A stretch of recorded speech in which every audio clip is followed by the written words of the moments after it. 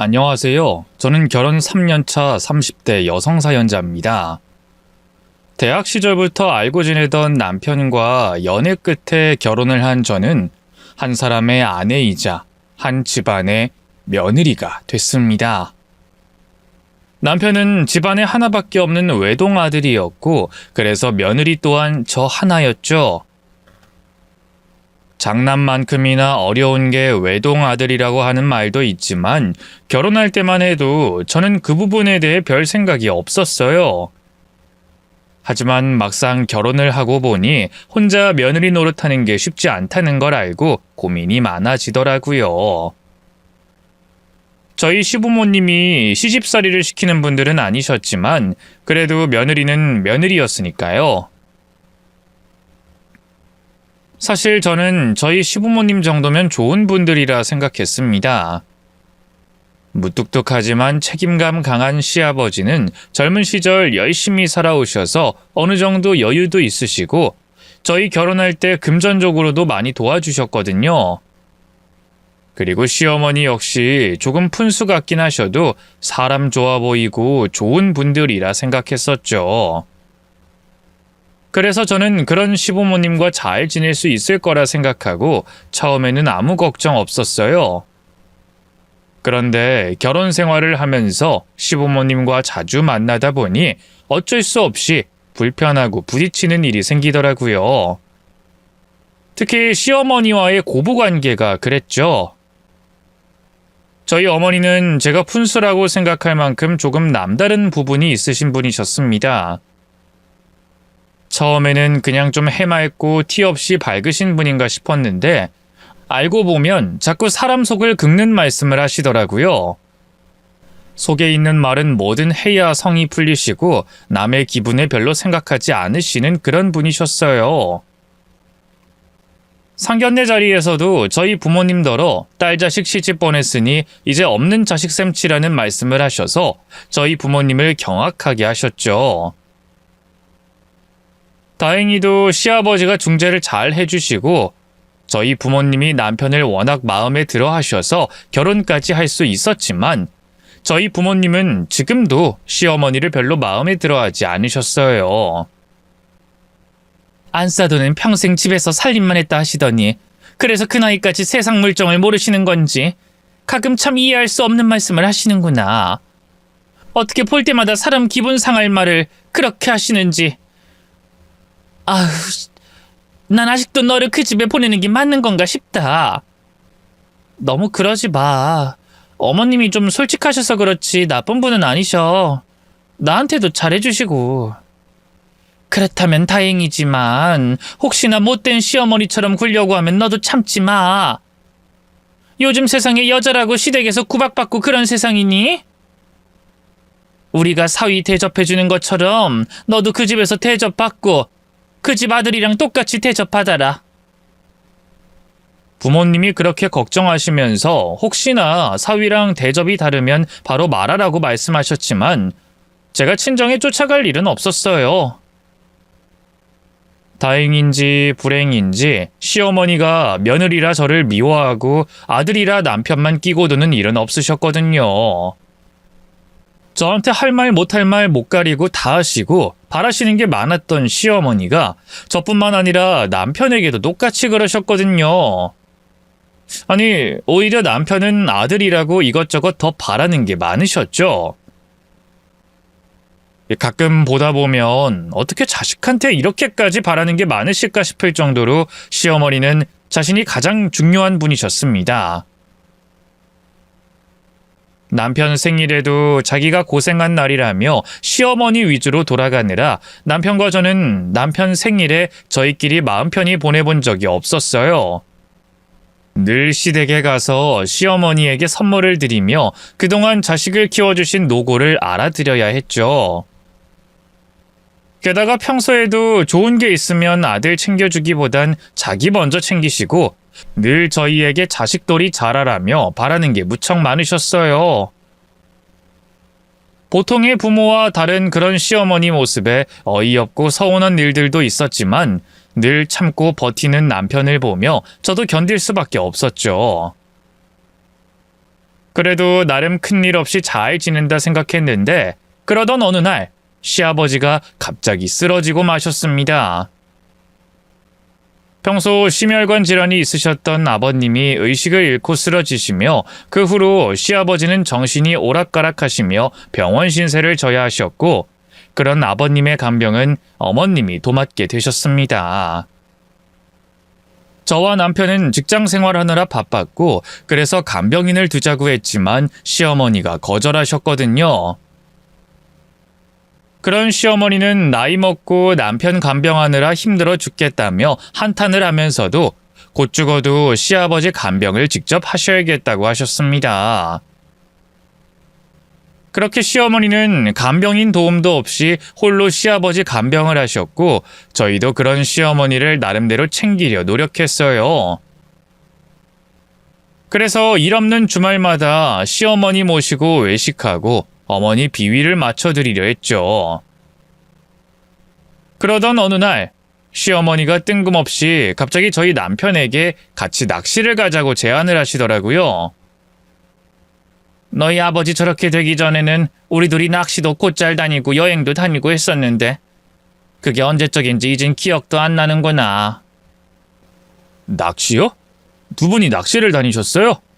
아이 그럼 우리가 얼마나 열심히 바다를 찾아다녔는데 네 아버지가 먼저 낚시에 취미 붙여서 혼자 다니다가 내가 좋은 건 같이 좀 하자고 졸라대서 나도 네 아버지한테 낚시 배웠었지. 그렇게 나도 같이 재미 붙여가지고 한 달에 몇 번씩 낚시하고 그랬었는데. 그러셨어요? 전 몰랐네요. 아이고 네가 뭐 우리 부부 일을 다 알겠니? 너야 뭐 결혼하고 지 살기 바쁘니까 우리한테 관심도 없겠지만. 아니에요. 제가 왜 부모님 일에 관심이 없어요. 두 분이 말씀해 주셨으면 저도 알고는 있었겠죠. 말씀을 안 하셨으니 제가 어떻게 알아요. 아이 그럼 부모가 그걸 자식한테 꼬치꼬치 갖다 말하고 그래야겠니? 처음부터 네가 우리한테 관심이 있었으면 충분히 알고도 남았지. 부모가 뭐하고 다니는지 네가 궁금해하기는 했냔 말이야. 아이 그냥 옛날에야 품 안의 자식이었지. 너도 결혼하고서 많이 변했어. 그러니까 우리도 하나뿐인 자식 내보내고 적적해서 그런 취미 붙인 거지 뭐. 시부모님이 낚시를 즐겨 하셨다니 그런 얘긴 저도 처음 듣는 이야기였습니다. 시부모님이 저희한테 낚시 얘기를 꺼내시거나 같이 가자고 하신 적이 없으셨고 저희도 잘 모르니 그런 얘기를 해본 적이 없었거든요. 남편은 자기 부모님 취미를 왜 몰랐나 싶어 의아해서 물었던 건데 시어머니는 그 말에 또 서운하신 건지 남편이 결혼을 하고 변했다느니 다 커서 부모에게 관심이 너무 없다느니 하며 또 섭섭한 말씀을 하시더라고요. 그런 말씀을 하시니 저희는 또다시 시부모님에게 소홀했던 듯해서 죄송한 마음에 아무 말도 할 수 없었죠.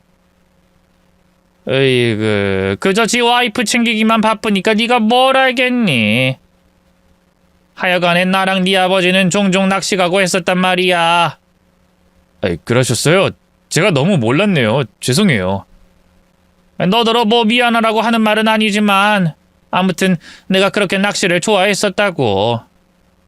근데 네 아버지 저렇게 쓰러져 버리고 내가 그동안 낚시 한번 못 갔잖니. 물론 누워있는 네 아버지 두고 어디 갈 정신도 없었지만 근데 나도 사람인지라 하루 종일 병실에만 있으려니 좀이 쑤시잖냐. 맨날 병원 소독약 냄새만 맡고 의식 없는 네 아버지 옆에서 나도 환자가 되는 기분이라는 말이야. 니들이 그런 내 심정을 알기나 하니? 그럼요. 저희도 알죠, 어머님. 어머님이 얼마나 고생하실지 저희도 매번 걱정해요. 그래서 오늘도 이렇게 찾아뵀잖아요. 아이고 말이나 못하면 얄밉지라도 않지. 니들이 알긴 뭘 알아. 세아가 너도 말이라고 그렇게 쉽게 하는 거 아니다. 넌 현수 간병할 수나 있을 것 같니? 그러고 보니 네 시아버지 간병도 원래 내가 아니라 며느리인 네가 해야 하는 일인 거 아니냐? 아버지가 아파서 누워있는데 말이야. 하나 있는 아들이라는 것이나 며느리나 둘 다 지들 할 일만 바빠서 간병 같은 거 할 생각도 안 하고 말이야. 그냥 나 혼자만 아등바등 처박혀서. 아이고, 내 팔자야. 그날도 시어머니는 저희들을 앉혀두고 자신의 신세한탄을 하시고 계셨습니다. 그런 일이 한두 번이 아니니 저희도 의아할 건 없었지만 오늘은 또 무슨 얘기를 하려고 이러시나 싶긴 했었죠. 돈 얘기를 하시려는지 아니면 또 저희더러 너무하다고 하시려는지 말이에요. 그런데 그런 시어머니가 정말로 이해할 수 없는 요구를 하시는 겁니다. 내가 정말 딱 하루만 낚시를 다녀오면 소원이 없을 것 같은데 말이야. 아이 그렇다고 나 혼자 가긴 또 그렇고. 현수 네가 나랑 같이 낚시 좀 가주면 안 되겠니? 예? 제가 낚시요? 아이 그래. 같이 가서 바다 냄새도 좀 맡고. 시어머니가 갑자기 저희 남편더러 같이 바다 낚시를 가시자고 하시는 겁니다. 어머님은 별 생각 없이 말씀하시는 듯 했지만 그 얘기를 들은 남편과 저는 깜짝 놀라고 당황스러울 수밖에 없었어요. 사실 저희 남편에게는 오랫동안 남편을 괴롭혀왔던 물에 대한 두려움과 트라우마가 있었거든요. 남편이 물을 너무나 무서워하고 꺼려한다는 것이었습니다.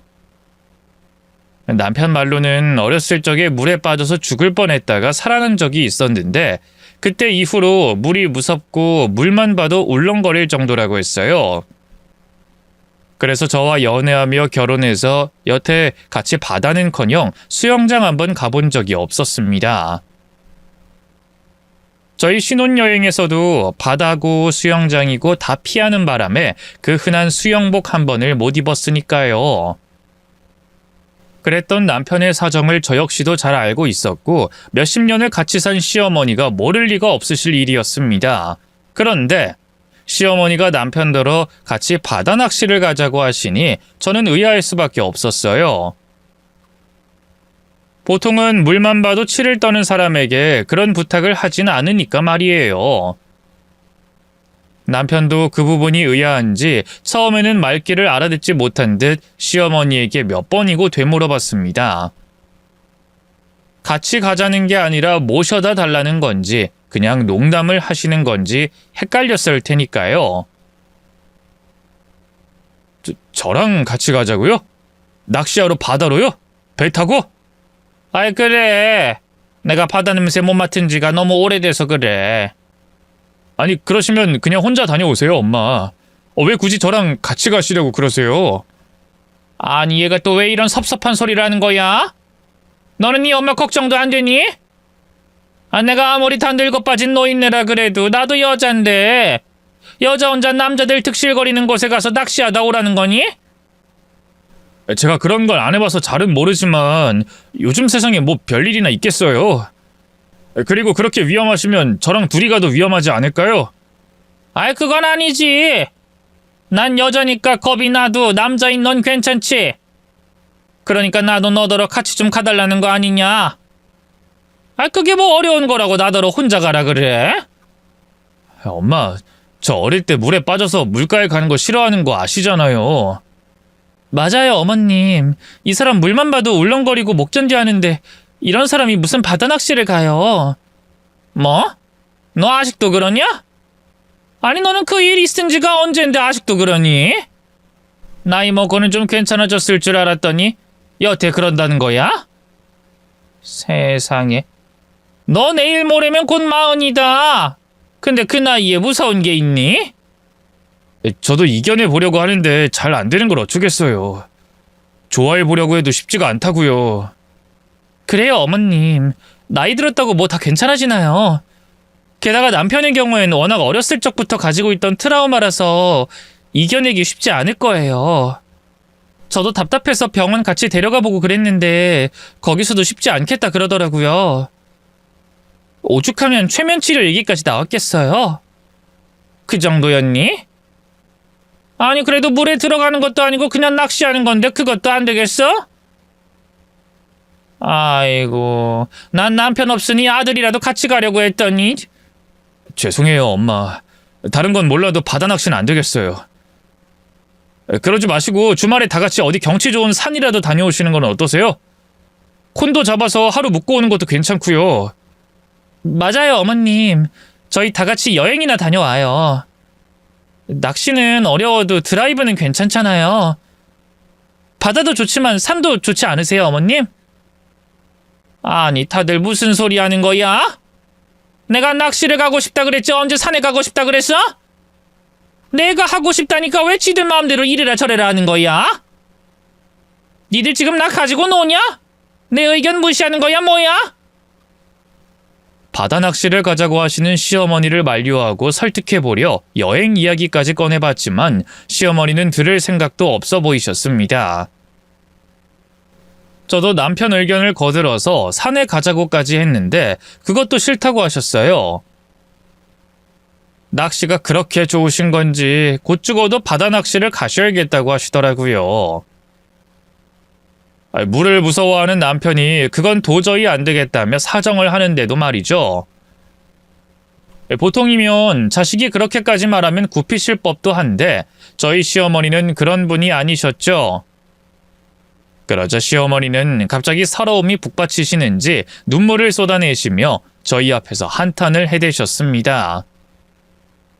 아이고 내 팔자야. 무슨 놈의 인생이 이 모양이 꼴인지. 난 돼질 때까지 나 하고 싶은 거 하나 못 해먹고 죽겠구나. 이럴 거면 저 양반이 아니라 내가 먼저 쓰러졌어야 하는 건데 여태껏 남편 자식 뒷바라지만 하고 살다가 이젠 다 늙어 죽을 때까지 아픈 남편 똥 치우느라 낚시도 한번 못하고 이게 뭐냔 말이야. 나란 년은 평생 나 좋은 걸 할 수가 없는 거니? 아이고 억울하고 분하고 통탄스러워라. 이럴 거면 사는 게 무슨 의미가 있냐? 내 맘대로 하지도 못하는 인생 식구들 뒤치다꺼리나 할 바에 그냥 콱 죽어버리는 게 낫겠지. 아이, 엄마 또 왜 그러세요? 제가 귀찮아서 그러는 게 아니잖아요. 맞아요 어머님. 이 사람이 물을 얼마나 무서워하는지 어머님도 아시잖아요. 아니면 저라도 같이 가드릴까요? 저도 여자긴 하지만 저랑 어머님이랑 같이 가시면 무섭지도 않고 괜찮으실 거예요. 제가 같이 갈게요. 넌 아까부터 묻지도 않은 말을 해대고 왜 자꾸 말을 얻냐? 내가 언제 너랑 가고 싶대? 내가 내 새끼랑 내 아들이랑 같이 바다 낚시 가고 싶다고 그러는데 자식도 아닌 것이 왜 자꾸 끼어들어? 너 이젠 내가 꽤나 편해진 모양이다. 시어머니 앞에서 말 조심할 줄도 모르고 말이야. 보다 못한 제가 남편 대신 같이 따라가겠다는 말까지 해봤지만 그건 역시 통하지 않았습니다. 저라도 같이 가겠다는 말에 오히려 시어머니가 더 화가 나셔서는 제가 자꾸 시키지도 않은 말을 꺼내고 시어머니를 무시한다며 혼을 내시더라고요. 그리고는 제가 아니라 아들과 같이 가고 싶은 거라며 곧 죽어도 남편과 같이 낚시를 가셔야겠다고 하시는 거죠. 그런 시어머니 억지에 남편과 저는 난감해졌습니다. 아실 만큼 아실 분이 왜 이리 떼를 쓰시는 건지 답답하기도 했죠. 하지만 그동안 시어머니가 혼자 시아버지 간병을 하며 고생하셨기에 오죽하면 그러실까 싶어서 이해할 수밖에 없었어요. 남편 역시 저와 같은 생각이었는지 결국 시어머니 부탁을 들어주려 하더라고요. 알겠어. 같이 가드릴게요. 정말이냐? 정말이야? 현수 넌 나랑 같이 낚시하러 가겠다고? 예. 엄마가 이렇게나 바라시는데 제가 해드려야지 어떡하겠어요. 아버지 때문에 엄마가 고생 많으셨잖아요. 저도 그 부분 잘 알고 있고 늘 죄송했어요. 근데 엄마가 이렇게까지 바라시는데 제가 해드려야죠. 그래, 잘 생각했다. 네가 끝까지 안 가겠다 그러면 서운할 뻔했는데 역시 우리 아들이 엄마 기대를 저버리지 않는구나. 어쩜 우리 아들 이렇게 착한지 몰라. 아이고, 덕분에 내가 이제서야 소원 풀게 생겼구나. 그럼 엄마는 우리 아들이랑 여행 기대하고 있으마. 울고 화내고 한탄하며 기어이 남편의 동의를 얻어내신 시어머니는 그제서야 속이 후련해 보이셨습니다. 그렇게까지 낚시를 가고 싶으셨던 건지 아들과 같이 낚시를 가게 되신 시어머니는 무척 행복해 보이셨죠. 그래서 저도 같이 가겠다고 말씀드렸더니 시어머니가 갑자기 화를 내시며 전 빠지라고 하시더라고요. 간만에 가족들끼리 오붓한 시간을 보내고 싶어서 그러는 건데 왜 눈치 없이 끼어들려고 그러냐고 말이죠. 게다가 시어머니가 자리를 비운 사이에 시아버지가 무슨 일이라도 있으면 어떡하냐며 저더러 병원을 지키라고 하시더라고요. 내가 없으면 너라도 시아버지 옆을 지켜야지. 따라오긴 어딜 따라오니? 예? 제가요? 그럼 네가 아니면 누가 해? 왜? 넌 직장 다닌다고 시아버지 간병 한 번 안 했으면서 겨우 하루 챙기는 것도 하기 싫다는 거냐? 아니요, 그런 게 아니라요. 그런 게 아니면 군말하지 말고 간병이나 해라. 나도 오랜만에 우리 아들이랑 추억 좀 만들어 보게. 이번엔 우리 가족끼리 갈 테니까 네가 양보 좀 해라. 며느리는 남인가 싶어 기분이 상했지만 시아버지 걱정에 전 어쩔 수 없이 집에 남아야 했습니다. 하지만 억지로 쫓아가야 하는 남편은 여전히 걱정스러울 수밖에 없었죠. 여보, 당신 물이라면 끔찍해 하잖아. 언제는 목욕하는 것도 싫다 그러더니 어쩌려고 바다 낚시를 가겠다고 그랬어. 어쩌겠어. 엄마가 저렇게까지 바라시는데 그걸 못하겠다고 끝까지 거절할 수도 없고. 엄마도 오죽하면 저러실까 싶어서 말이야. 아버지가 건강하셨더라면 같이 가드렸을 텐데. 그러니까 아들인 내가 대신 해드려야지. 이것도 자식 도리라면 도리인 거지 어쩌겠어. 그래도 당신 그러다가 무슨 사고라도 나면 어쩌려고. 난 너무 걱정되는데 괜찮을까? 괜찮을 거야. 구명조끼도 계속 입고 있을 거고 무슨 일 있겠어? 그냥 잠깐 좀 참으면 되지. 시어머니의 부탁을 거절하지 못한 채 바다로 가기로 한 남편이 걱정됐던 저는 남편이 떠나는 그날까지 불안에 떨 수밖에 없었습니다.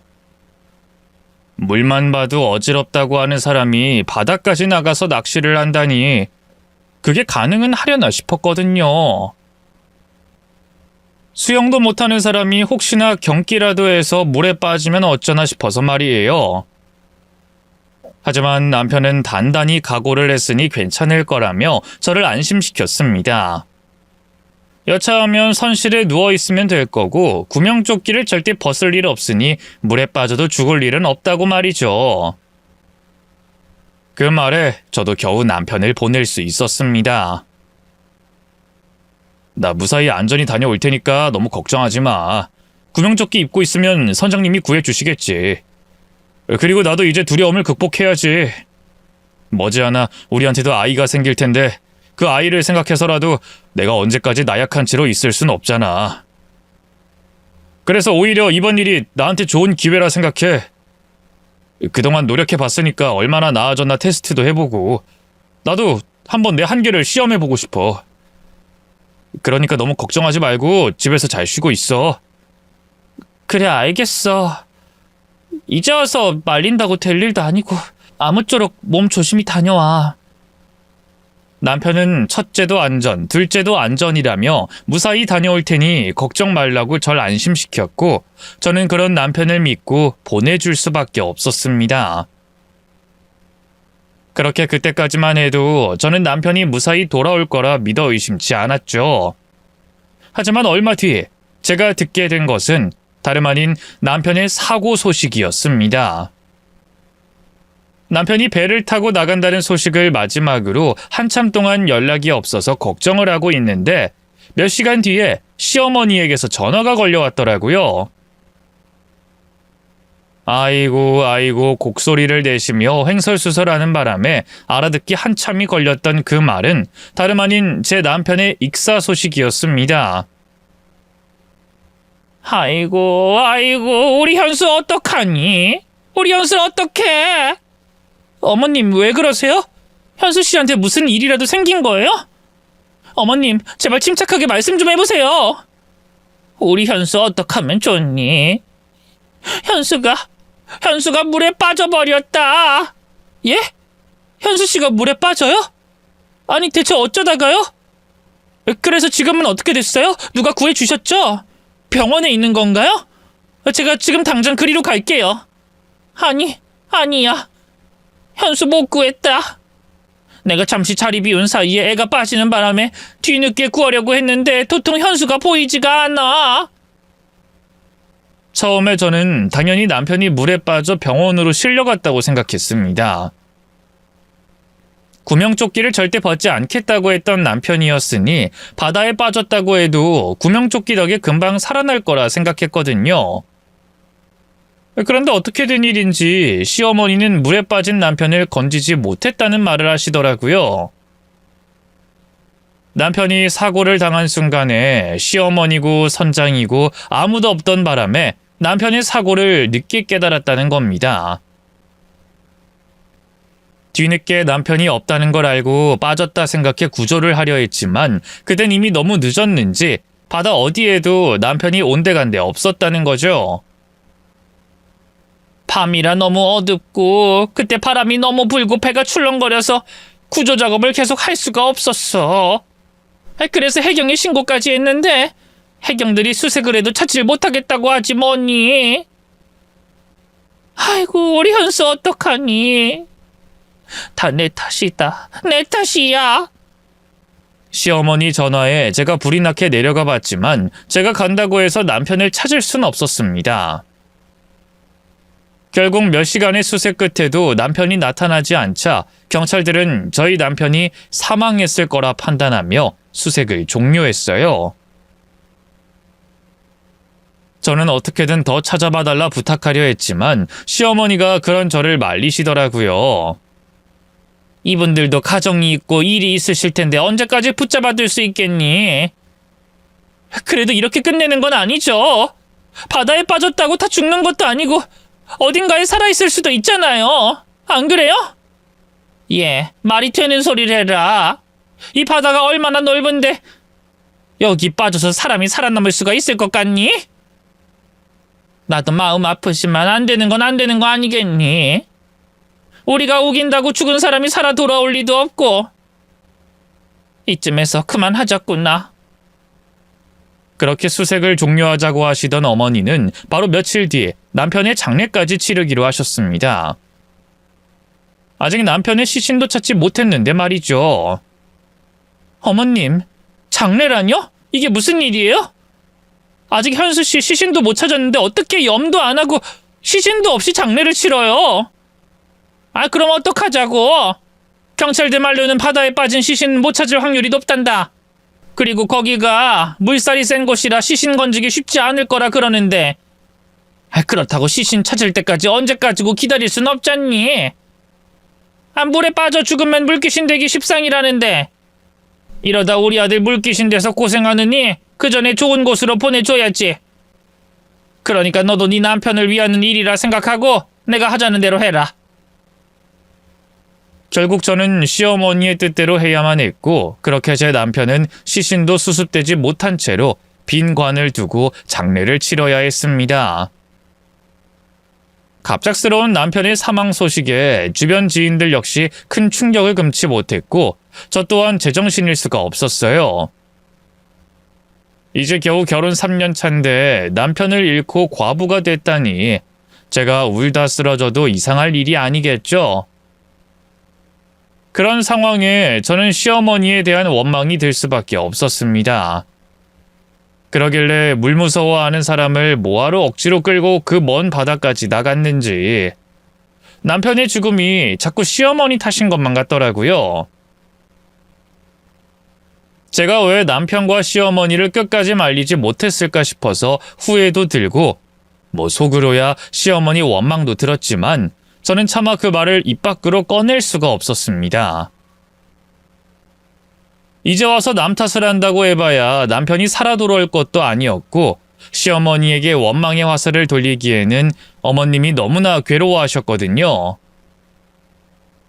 시어머니도 당연히 괜한 일을 벌여 사고가 났다고 생각하시는지 모든 것이 자신의 탓이라며 자책을 하시고 무척 힘들어하셨어요. 그래서 남편 영정사진 앞에서 한없이 오열하시다가 그만 정신을 잃고 쓰러지기까지 하셨죠. 시아버지는 누워 계셔서 아직 아들의 생사도 모르시는데 이러다 시어머니까지 잘못되시면 저는 줄초상을 치러야 할 판이었습니다. 거기다 시어머니가 그렇게 쓰러질 정도로 오열하며 힘들어하시는 걸 보니 저도 어머님이 안타깝더라고요. 저 역시도 남편의 죽음을 받아들이지 못할 정도로 힘들었지만 아내인 저도 이런데 부모 마음은 오죽할까 싶어 시어머니 마음을 헤아릴 수밖에 없었어요. 그래서 저는 시어머니에게 싫은 소리 하나 못하고 오히려 떠난 남편 대신 홀로 자식돌이를 하며 시어머니를 잘 챙겨드릴 수밖에 없었습니다. 그렇게 저는 남편을 떠나보낸 뒤로 시어머니를 챙기기 위해 더 바쁠 수밖에 없었습니다.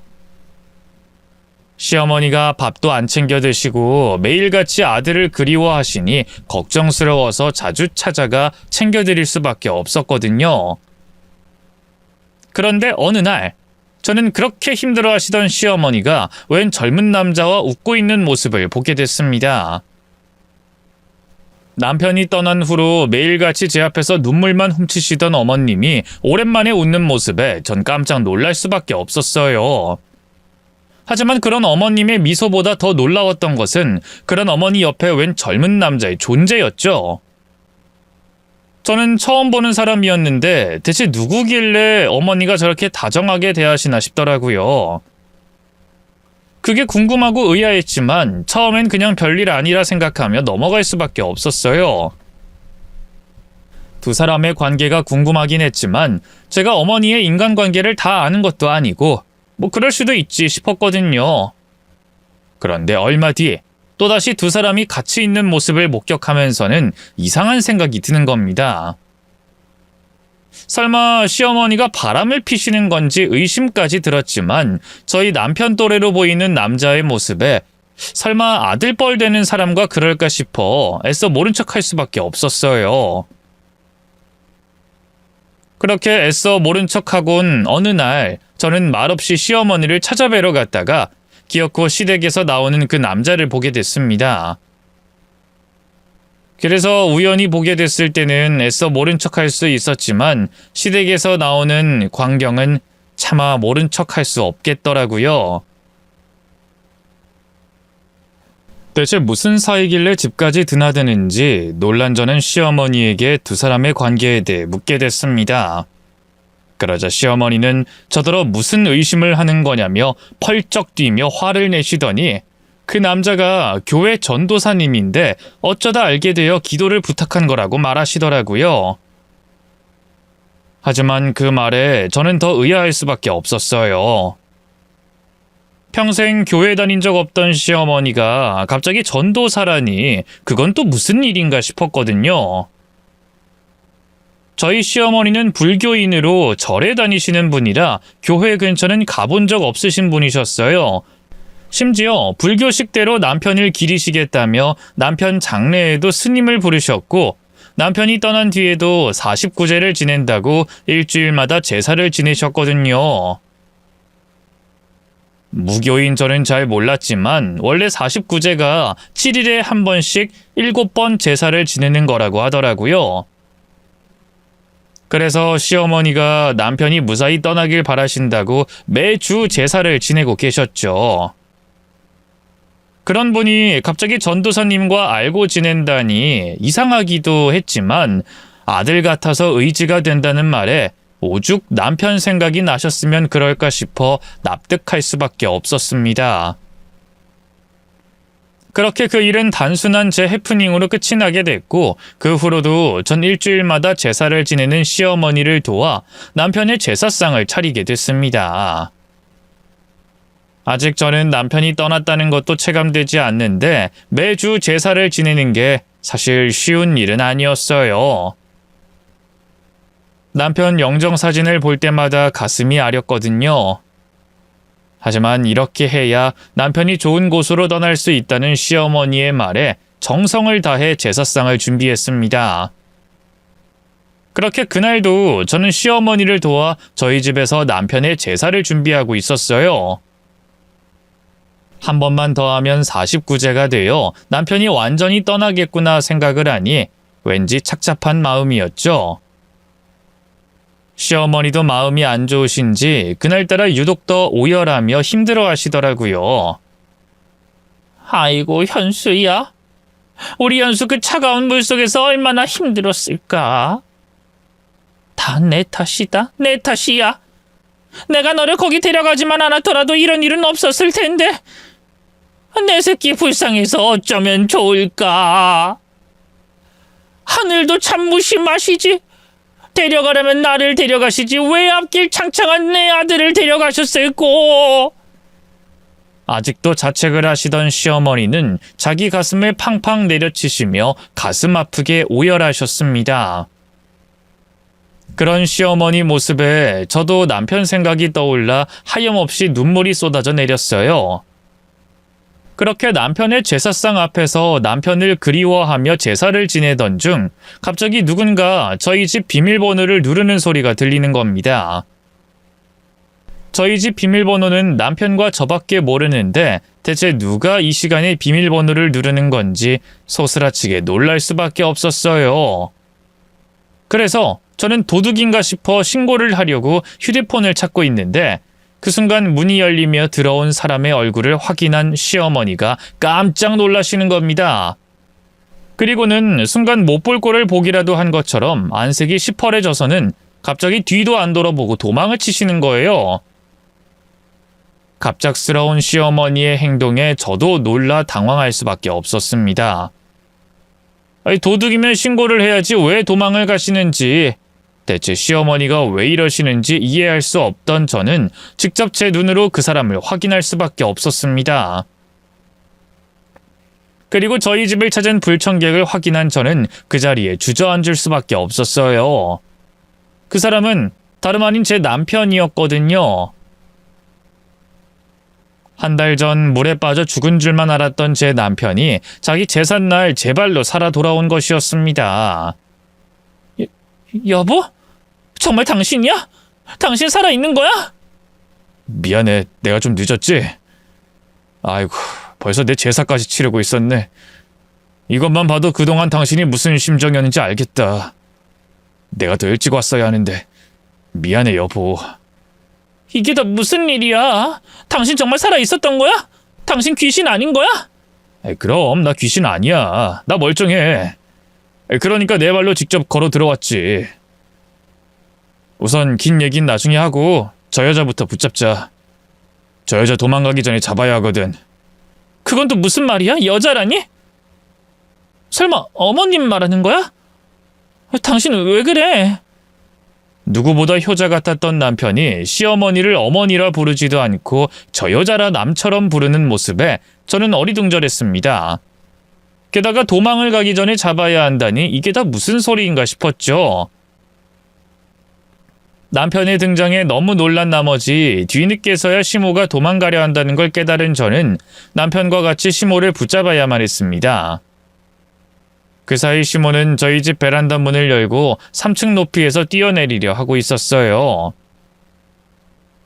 아들의 죽음에 그렇게나 슬퍼하던 시모가 왜 아들이 돌아온 걸 반기지 않고 살아 돌아온 아들을 보자마자 도망가는지 이상하기만 했습니다. 어딜 도망가려고? 왜? 내가 살아 돌아온 걸 보니 도망쳐야겠다 싶어? 내가 살아 돌아왔으니 당신한테 되려 해코지할까봐? 현수야, 네가 어떻게... 내가 어떻게 살아있나 싶지? 당신이 밀어서 바다에 빠뜨렸을 때 죽었어야 할 내가 왜 살아있나 당신도 그게 궁금하겠지. 안 그래? 그게 무슨 소리야? 누가 누구를 밀어 빠뜨려? 어머님이 당신을 일부러 빠뜨렸다는 거야? 그래, 엄마가, 아니 저 여자가 날 죽이려 한 거라고. 애초에 물 싫다는 나를 억지로 바다로 끌고 간 것부터 수상하게 생각했어야 하는데 그때는 저 여자가 내 엄마인 줄 알고 그런 험한 상상은 하지도 못했지 뭐야. 살아 돌아온 남편은 자신이 물에 빠진 것이 실수가 아니라 고의였고 그런 자신을 물에 빠뜨린 것이 다름 아닌 시모라고 말했습니다. 남편이 혼자 실족사한 줄만 알았던 저는 그런 남편의 말에 깜짝 놀랄 수밖에 없었어요. 자식이 죽은 괴로움에 쓰러지기까지 한 시모가 자기 손으로 아들을 물에 빠뜨렸다니 그것도 믿을 수 없었고, 대체 엄마가 자식에게 왜 그런 짓을 하는지 이유도 헤아릴 수 없었습니다. 그러자 남편은 제게 놀라운 이야기를 전해줬어요. 사실 시모가 자신을 물에 빠뜨려 죽이려 했던 것이 이번 처음이 아니었던 겁니다. 내가 물에 빠지면서 그 오래전 기억이 떠오르더라고. 무려 30년 가까이 지난 그날의 일 말이야. 내가 어렸을 적에 물에 빠져서 죽을 뻔했다 살았던 건 당신도 잘 알지? 그럼 잘 알지. 그 일 때문에 당신이 수십 년간 물 근처에도 못 간 거잖아. 맞아. 내가 그것 때문에 참 고생을 많이 했지. 근데 그땐 너무 어렸고 사고의 충격 때문에 내가 어쩌다 그런 사고를 당한 건지 기억하지 못했어. 어른들은 내가 혼자 놀다가 사고를 당한 거라 생각했고 나 역시도 그렇게 생각했으니까. 근데 이번에 바다에 빠지면서 그 충격에 옛 기억이 떠올랐지 뭐야? 이번 일처럼 그때의 사고 역시 우연이 아니었다는 걸 말이야. 그럼 설마 누가 당신을 밀었다는 거야? 그 어린애를? 그래. 덕분에 그때 내가 죽을 뻔했지만 살아났고 이번에도 역시 무사히 살아 돌아올 수 있었지. 그리고 그 두 번 모두 다 같은 사람의 짓이었다는 거야. 바로 내 앞에 있는 이 여자 말이야. 그게 무슨... 설마 어머니가? 아니 대체 어머니가 왜? 어머님, 이 사람 말이 맞아요? 정말 어머님이 그러신 거냐고요? 무슨 말 좀 해보세요. 아니야, 내가 왜 그래? 내가 어쩌자고 내 아들을 물에 빠뜨리겠어? 난 정말 아니야. 전부 오해란다, 현수야. 다른 사람은 몰라도 네가 나를 음해하면 안 되잖니. 웃기는 소리 하고 있네. 끝까지 뻔뻔하게 내 어머니 노릇할 생각인가 본데 이제 그런 건 더 통하지 않아. 내가 2번이나 죽다 살아 돌아오면서 끝까지 아무것도 모를 줄 알았어? 나 이제 다 알아. 당신이 내 친모가 아니라는 거. 내 어머니 진작 돌아가셨다는 거. 당신 우리 아버지한테 처녀라고 속이고 접근했지? 아버진 나를 무사히 키워줄 새엄마가 필요했고 당신은 그 자리를 노리고 우리 집에 들어왔어. 덕분에 어렸던 난 내 친어머니가 따로 있는 줄도 모르고 당신이 내 친모인 줄 알고 자라왔던 거지. 당신이 속으로 무슨 생각을 하는지도 모르고 말이야. 시어머니가 남편의 친모가 아니었다니 저는 큰 충격을 받을 수밖에 없었습니다. 가끔 너무하리만큼 자신 생각만 하시는 시어머니의 모습에 무슨 엄마가 저러나 싶을 때도 있었지만 설마 친모가 아닐 거라는 생각은 해보지 못했는데 남편 또한 수십 년간 모르고 있던 진실에 저는 혼란스럽기만 했습니다. 알고 보니 남편의 친어머니는 남편을 낳다가 산후후유증으로 돌아가셨고 일찍이 호라비가 되신 시아버지가 어린 아들을 위해 재혼을 하셨던 거였어요. 그렇게 재혼하신 분이 지금의 시어머니였고 두 분은 그 사실을 제 남편에게 숨겨오셨죠. 어차피 어린 아이는 아무것도 모를 테니 친모가 죽었다는 것보다는 의붓 어머니가 친모인 줄 알고 자라는 것이 더 낫겠다 싶으셨던 모양입니다. 그래서 시아버지까지 여태 저희에게 아무 말씀도 해주지 않으셨던 거죠. 다행히도 시아버지 보시기에는 시모가 남편에게 좋은 어머니 노릇을 했다고 생각하셨을 테니까요. 하지만 그런 시아버지도 간과하신 부분이 있으셨어요. 그건 다름 아닌 시모의 진심이었죠. 시모는 앞에서는 좋은 사람인 척, 좋은 엄마인 척 남편을 대했지만 속내는 그러지 않았던 겁니다. 언제나 제 남편이 눈에 가시였고 그래서 어릴 적에 물에 빠뜨려 남편을 죽이려 했던 거죠. 하지만 그 일이 실패로 그치고 어린 남편이 기억을 하지 못하는 걸 보고 잠시 마음을 접었고 다행히 그 후로 별일 없이 남편은 시모를 친모라 생각하고 자랄 수 있었어요. 어쩌면 시모가 또다시 일을 벌이지 않았더라면 저희는 남편의 친모 이야기를 평생 모르고 살았을 테고 시모도 별일 없이 살았을 텐데 말이에요. 그러다 무슨 심경의 변화가 있었던 건지 수십 년 지난 지금에서야 또 저희 남편을 해코지하려 했던 겁니다. 지난 수십 년간 잠자코 살던 사람이 이제 와서 왜 그랬나 이해할 수 없었죠.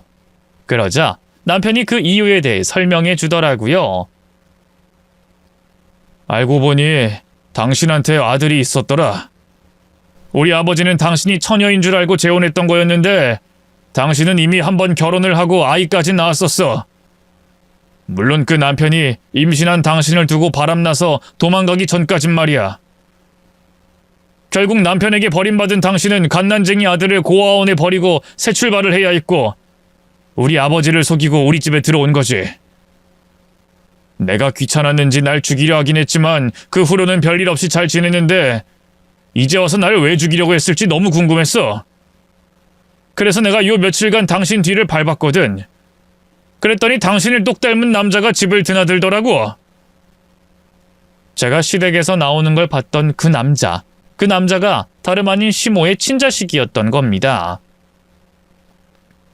자기 하나 잘 살겠다고 고아원에 버려두고 수십 년간 모른 척하고 살던 친자식이 몇 년 전 시모를 찾아왔나 보더라고요.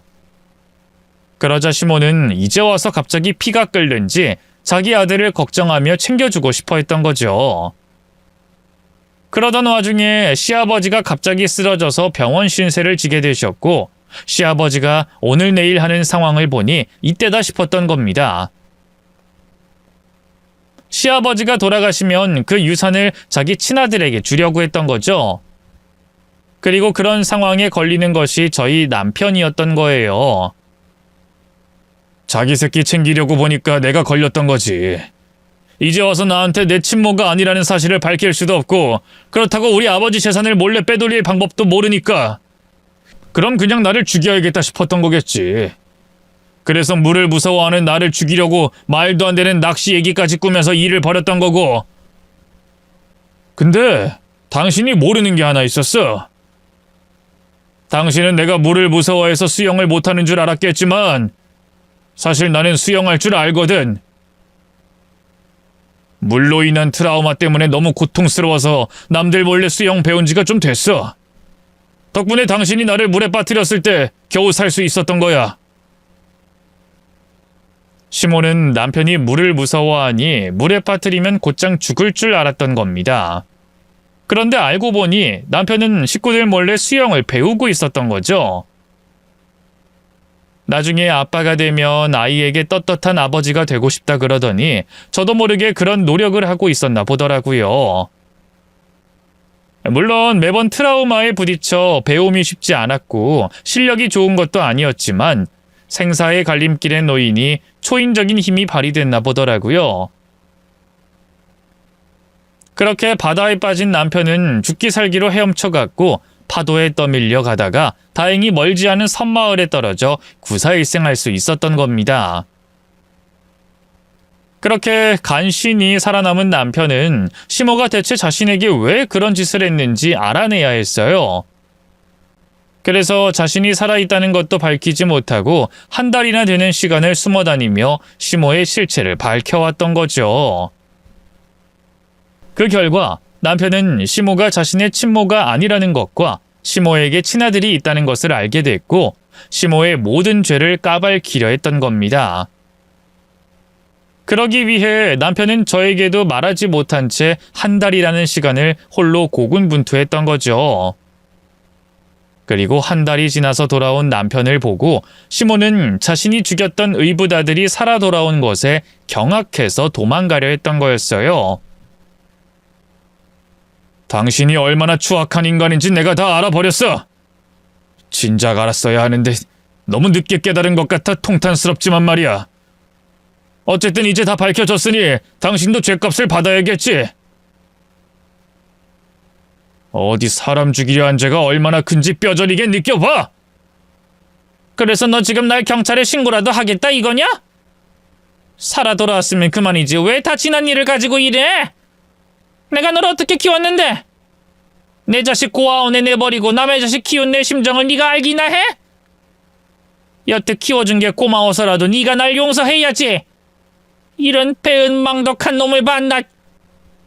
어이가 없네. 내가 당신한테 고마워해야 한다니 그 말 진심이야? 애초에 당신이 나 때문에 당신 자식을 버린 것도 아니잖아. 남자 잘못 만나서 인생 꼬일 것 같으니까 자기라도 혼자 살아보겠다고 친자식 버리고 결혼한 거지.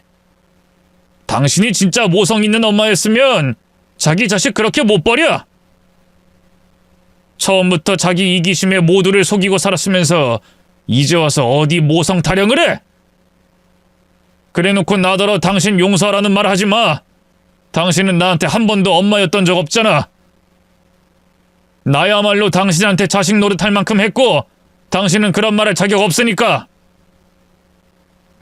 그렇게 말한 남편은 잠시 뒤 경찰을 불러 시모를 직접 신고했습니다.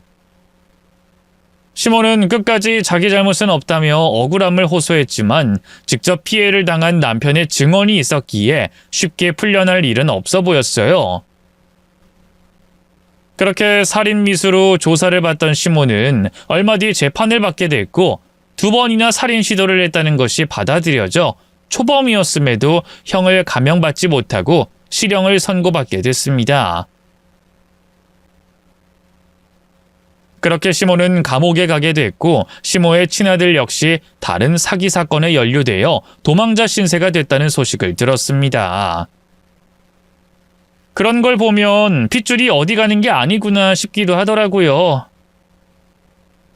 아무튼 제 남편을 죽이려던 시모는 결국 죗값을 치르게 됐고 저희 남편은 다행히도 그날의 일을 잘 견뎌내고 있습니다. 죽음의 트라우마를 벗어나려 열심히 노력 중이거든요. 그래도 이번엔 자기 힘으로 살아난 덕분인지 물에 대한 공포는 좀 이겨낸 듯합니다. 저는 그런 남편을 옆에서 지켜보며 누구보다 응원하고 있고요. 죄인도 죗값을 치르고 있으니 이제 저희도 더 이상 걱정할 일이 없길 바라며 저희 부부는 앞으로도 열심히 잘 살아가겠습니다. 제 이야기를 들어주신 여러분들께 감사를 전하며 제 이야기는 여기서 마치겠습니다. 감사합니다.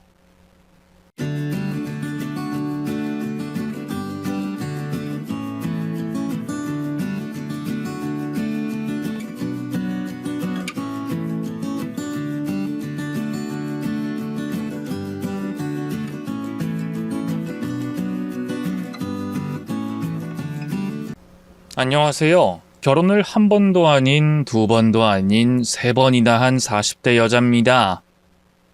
어떤 이유로 이렇게 세 번의 결혼을 하게 됐는지, 어떤 일이 있었는지 허심탄회하게 적어보겠습니다.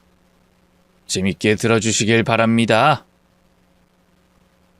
대학을 졸업하고 회사를 다니다가 회의감도 들고 몸도 마음도 지쳐서 31살에 퇴사했습니다. 직장 내 희롱과 왕따 이런 것들이 너무 싫어서 아예 혼자 할 수 있는 일을 찾아봤습니다. 소액으로 온라인 판매 사업을 시작하게 됐는데 돈이 많이 벌리는 건 아니었지만 혼자서 여유롭게 일할 수 있었고 왕따 당할 일도 희롱 당할 일도 없어서 마음 편하게 일을 했습니다. 마음의 안정이 찾아오자 동창 친구들을 만나러 나갔고 소개팅도 해서 남자를 사귀게 됐습니다. 남자친구와는 3년간의 연애를 끝내고 결혼을 하게 됐어요. 그이는 펜션 사업을 하고 있어 시간적 여유도 많아 저와 보내는 시간이 많았어요. 신혼생활을 제대로 즐길 수 있었죠. 남편이 정직하고 다정한 남자라서 하루도 기분 나쁜 날이 없었죠. 결혼 2년 차가 되었을 때까지도 무탈하면서 좋은 날들의 연속이었습니다. 그런데 어느 날 남편 펜션에 일을 도와주러 갔는데 그이가 보이지 않았어요. 손님들 방은 만석인데 어디로 갔는지 모르겠더라고요. 펜션을 돌아다니며 찾아다니는데 곧 한 방에서 남편 목소리가 흘러나왔습니다. 여자와 사랑을 나누는 음성이 제 귀에 닿았죠. 바로 열쇠로 방문을 열었더니 남편이 바람을 피우고 있는 걸 두 눈으로 목격하게 됐죠. 당신, 이게 뭐 하는 짓이야? 여보. 오빠 마누라야? 아이씨, 한참 좋았는데 왜 방해를 해? 야, 문 닫아. 손님 방은 마음대로 열고 들어온 게 어딨어? 빨리 꺼져. 우리 하던 거 마저 해야 한다고. 상간녀가 짓거리자 이성을 잃었고 손에 잡힌 베개로 두 사람의 면상을 먼지 털듯이 날려줬고 발길질로 마구 걷어찼습니다. 여보 그만 좀 해. 어차피 당신하고는 이혼할 생각이었어. 이혼? 그래. 나랑 이혼하고 싶은 이유가 뭔진 모르지만 이렇게 바람 피우기 전에 나랑 정리했어야지, 이 나쁜 놈아. 그러자 상간녀가 입을 열었습니다. 오빠, 우리 사귄 지 1년이 지났는데 오빠 마누라는 아무것도 모르고 있던 거야? 아, 완전 곰탱이가 따로 없네. 허구한 날 펜션 놀러와서 바람 피웠는데 아무런 눈치도 못 챈 거야? 저런 여자랑 왜 같이 살았어? 야, 네 남편 내가 좀 가져야겠다. 어디 하나 빠지는 것도 없고 방금 네가 본 것처럼 나를 엄청 끝내주게 사랑해줘. 부끄러운지도 모르고 짓거리네. 둘 다 똑같은 인간이구나. 그래, 그렇게 나와야 내가 확실하게 마음을 먹고 니들을 혼내주지. 지금부턴 입 다물고 쳐 맞아봐. 흥분해서 눈이 뒤집힌 저는 힘이 마구 솟아나서 바람난 두 사람을 흠씬 때려주고 깨물고 넘어뜨렸는데 하나도 힘들지 않았습니다. 엄청나게 패주고 떡이 되어버린 두 사람은 바닥에 널브러져서 꼼짝도 못하더군요. 더러운 것들, 둘이 잘 살아봐라. 괜히 헤어져서 방생하지 말고 끝까지 같이 살아라. 마지막 말을 남기고 펜션에서 빠져나왔고 이혼 소송을 바로 들어갔어요. 남편의 외도로 인한 이혼 판결을 받아 위자료를 두둑하게 챙기게 됐죠. 이혼한 지 한 달 만에 저는 새로운 남자를 만났어요. 인품이 훌륭하고 바람기가 전혀 없는 해바라기 같은 남자였죠. 그때 제 정신이 전 남편 때문에 온전치 않았는데 그 남자가 저에게 큰 위로를 해줬습니다. 너무 이른 감이 있지만 그 이와 혼인신고를 하고 살림을 차렸어요. 만난 시간은 짧지만 진짜 소중한 인연이고 다시는 만나기 어려울 것 같았으니 서둘러 결정을 내리고 재혼하게 된 거죠. 오빠, 우리 너무 성급하게 결혼한 것 같긴 하지만 쉽게 헤어지면 안 돼? 당연하지. 난 아예 너와 헤어질 생각 같은 건 안 해. 평생의 인연이라 확신해서 내가 프로포즈 한 거야. 자기야, 자기 전남편 같은 남자만 있는 게 아니니까 날 믿어봐. 그래, 믿을게. 만약 바람 피우거나 날 울리면 그땐 가만 안 둔다. 새겨들어. 알았어. 당신이 떠나지 말라고 경고하니까 좋다. 계속 그렇게 긴장되는 말을 해줘. 당신이 날 사랑하는 걸 느끼니까.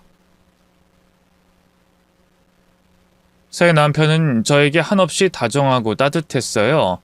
또 사업가여서 돈도 잘 벌었죠. 신혼집과 혼수를 그이가 모두 마련해줘서 저는 몸만 들어가서 지냈답니다. 똥차 떠나고 벤츠 온다는 말이 제 전남편과 새남편을 두고 하는 말 같네요. 그렇게 남편과 신혼을 재밌게 보내던 중 전남편이 제 사업장에 찾아왔어요. 이혼한 지 2달 만이었죠. 뭐야? 당신 여길 왜 들어와? 나가! 당장 나가! 당신 나 안 반가워? 왜 이렇게 팔쩍 뛰고 그래? 야, 네가 반가울 리가 있냐? 니놈 얼굴 다시 보니까 소름 끼친다고. 그 상간녀랑 뒹굴거리는 순간이 생각난다고. 우리 미영이가 아직 트라우마가 남았구나. 그제 내가 미안했어. 여보, 내가 바람을 피우긴 했지만 진심으로 사랑한 여자는 당신 하나뿐이야. 미쳤니? 이혼하고 느닷없이 찾아와서 사랑 타령이야? 그 상간녀나 계속 사랑해주면서 살아. 내 앞에서 꺼지라고. 여보, 나 그 여자 정리했어. 당신과 헤어지고 그 여자랑 시작하면 행복할 줄 알았는데 아니었어. 당신 생각이 너무 많이 나서 그 여자랑 헤어졌어. 뭐? 그렇게 좋아 죽는 사이라더니 고작 나랑 이혼한 지 2달 만에 헤어졌냐? 당신이 너무 그리워서. 다시 돌아가고 싶어서. 여보, 우리 다시 시작하자. 내가 100배는 더 잘해줄 거고 다시는 속 썩이는 짓 안 할게. 아주 생쇼를 해라. 그 더러운 입으로 나불거리지 말고 꺼져. 그리고 난 이미 새 남편이랑 재혼해서 신혼살림 차렸거든? 제가 재혼했다는 말에 전 남편은 흥분해서 씩씩거리더군요. 뭐라고? 당신 재혼했어? 에이, 거짓말하지 마. 이혼한 지 2달 만에 재혼이라니 말도 안 돼. 여보, 나 안 속으니까 괜한 소리 말고 나와 미래 이야기나 좀 하자. 못 믿겠어? 좋아, 결혼사진 보여줄게. 핸드폰을 꺼내서 새 남편과 찍은 웨딩사진을 보여줬습니다. 그러자 전 남편은 기겁하더니 제 핸드폰을 떨어뜨리더군요. 진짜네? 뭐야, 이 여자 당신이 이렇게 가벼운 여자였어? 어떻게 이혼한 지 2달 만에 결혼을 또 해? 야, 이 나쁜 놈아. 난 최소한 바람은 피우지 않았어. 너처럼 더러운 짓은 하지 않았다고? 감히 너 따위가 나한테 가벼운 여자라는 소리를 해? 너랑 이혼하고 당당하게 만나서 결혼한 거니까 네가 왈가왈부할 자격 없어. 그리고 당장 내 사무실에서 나가. 꺼지라고! 미영이 너 남자께 밝히는구나? 재혼이라니 충격이네. 그놈이 나보다 밤일을 잘하냐? 말해봐! 내가 나 그놈이 더 나아!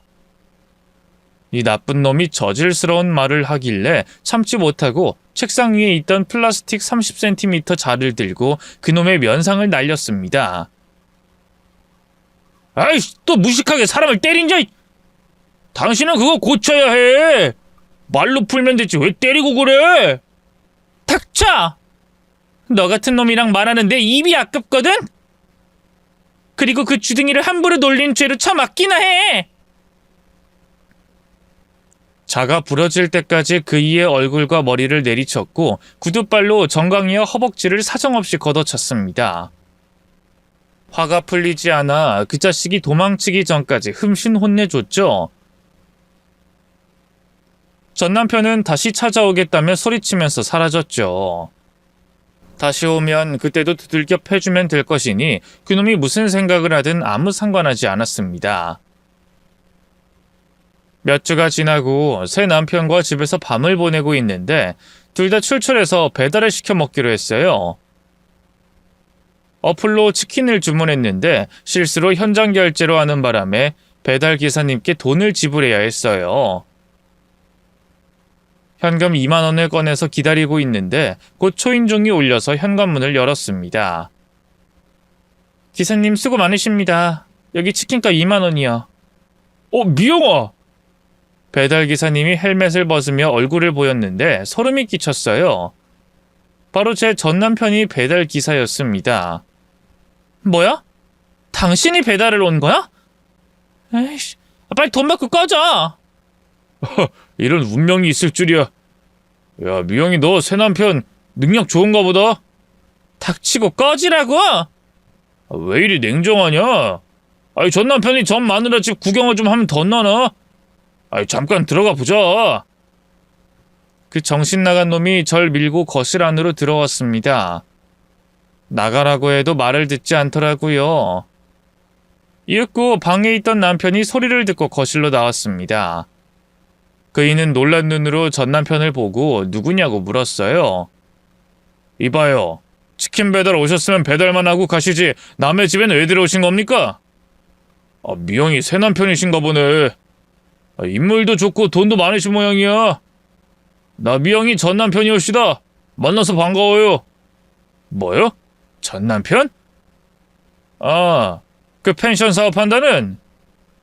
그 펜션에서 상간녀랑 바람 피우다 걸려서 이혼했다는 화렴치한이 당신이요? 역시 관상은 과학이네.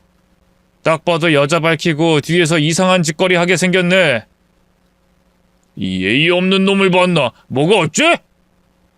더럽게 생긴 네 면상 가지고 빨리 꺼져라. 경찰에 신고하기 전에. 왜 이렇게 오버하고 그래? 난 그저 미영이랑 말 좀 하려고 들어온 거야. 야, 미영아, 네 새 남편 겉만 번지르르 하지 실속은 없는 것 같다. 사람 얼굴 보고 평가하고 막말하는 게 싹수가 아주 누렇다고. 이런 놈이랑 계속 살지 말고 나랑 나가자, 미영아. 난 한순간도 널 잊은 적이 없어. 특히 너와 함께 침대에서 나누던 때가 잊혀지지가 않아. 우리 오랜만에 같이 즐겨보러 가자. 따라 나와. 그 더러운 말을 꺼내자 새 남편이 전 남편에게 다가가 멱살을 잡았고 주먹으로 면상을 사정없이 날렸습니다. 전 남편 역시 맞고 가만히 있지 못하고 새 남편의 얼굴에 상처를 냈죠. 이에 저는 골프채를 들고 전 남편의 등짝을 날렸습니다. 그놈은 바로 주저앉으며 앓는 소리를 냈어요. 여보, 이놈이 그렇게 좋아? 내가 다시 당신한테 돌아가겠다고 했잖아. 이런 놈은 그만 정리하고 돌아와. 야, 말이 되는 소리를 해라. 너 지금 펜션 사업 망해서 배달일하고 있는 거 아니야? 가진 것도 짓불덥고 뒤에서 파렴치한 짓이나 하는 너를 내가 왜 다시 받아주냐? 게다가 내 남편은 세상 누구랑도 바꿀 수 없는 훌륭한 사람이라고. 그러니까 주제 파악하고 당장 우리 집에서 나가! 제 경고에 이어 새 남편이 전 남편의 멱살을 잡고 마지막 경고를 했습니다. 어이 파렴치한, 다시 내 집에 찾아오거나 내 아내 찾아오면 가만 안 둬. 스토커로 신고해서 개망신 줄 거고 네가 하는 일도 못하게 막을 것이고 아무것도 못하는 잉여인간으로 살게 해줄 거야. 난 한다면 하는 사람이니까 새겨듣고 꺼져! 이 잡것들이 감히 날 농락해? 내가 당한 거 언젠가 다시 돌려주겠어! 전 남편은 쩔뚝대며 저희 신혼집에서 유유히 사라졌습니다. 이후 전 남편은 얼씬되지 않았고 얼굴 볼 일이 없었습니다. 저는 신혼생활을 하며 온라인 사업을 계속하고 있었는데 남편이 일을 그만두고 내조와 임신 준비를 하면 좋겠다고 해서 일을 잠시 중단했습니다. 그의 말처럼 아이를 갖고 싶어서 마음을 최대한 편하게 먹고 아늑한 하루를 보냈답니다. 시어머니가 백반집을 하고 계셨는데 매일 한두 시간씩 찾아가서 밥도 먹고 설거지를 돕고 돌아왔어요. 어머님, 제가 다른 건 못해도 설거지 하나만큼 자신 있어요. 점심 장사 끝나면 설거지는 제가 하고 갈게요. 새아가 무리하지 마. 직원도 있는데 뭐하러 네가 굳은 일을 하니? 재밌어서요. 그리고 너무 놀기만 해서 일을 좀 해야 해요. 그래, 뭐 하고 싶으면 해야지. 근데 아직 애기 소식은 없는 거지? 내가 보약이라도 한 제 지어줄까? 아니요, 아직 젊으니까 충분히 애기 가질 수 있을 거예요. 어머님, 조금만 기다려주세요. 난 손주 없어도 상관없다. 내 아들이 좋아하는 여자랑 잘 사는 걸 봤으니 여한이 없다고. 난 네가 괜히 마음 복잡하게 스트레스 받지 말았으면 좋겠다. 애기는 생기면 낳는 거고 아님 말고 라고 생각했으면 좋겠어. 어머님은 다른 어머님들하고 다르시네요. 이런 말씀 해주시는 시부모님이 몇이나 있겠어요. 제 남편이 누굴 닮아서 인성이 바른지 바로 알 것 같아요. 바로 어머님 닮아서 그렇게 착한가 봅니다. 칭찬 고맙다. 그래, 뭐 서로 위하면서 잘 사는 거 그것만 보여주면 충분해. 난 아까도 말했지만 여한이 없어. 너와 내 아들이 한 번씩 결혼 실패하긴 했어도 진정한 행복을 찾은 것 같아. 기분이 무척이나 좋다. 시어머니는 남편의 말투와 매우 흡사해서 듣는 사람의 기분이 참 좋았습니다. 그렇게 남편과 제가 아이만 낳으면 더할 나위 없을 만큼 행복할 것 같았는데 예기치 못한 사건으로 큰 충격에 휩싸이고 말았습니다. 남편이 부산으로 출장을 가게 되는 날 제가 기차 타고 내려가라고 그렇게 일렀는데 그이는 짐이 너무 많아서 자차로 가야 한다고 했어요. 여보, 휴게소마다 다 들려서 쉬어? 장거리 운전이라 피곤해서 졸음운전할 수 있다고. 여보, 나 결혼 전에도 매달 한 번씩 부단에 자차로 다녀왔어. 별거 아니니까 걱정하지 말고 하룻밤만 혼자 보내. 아무리 생각해도 기차 타고 내려가면 좋겠는데. 괜찮다니까 여보. 나 당신 두고 어디 안 가. 걱정하지 마.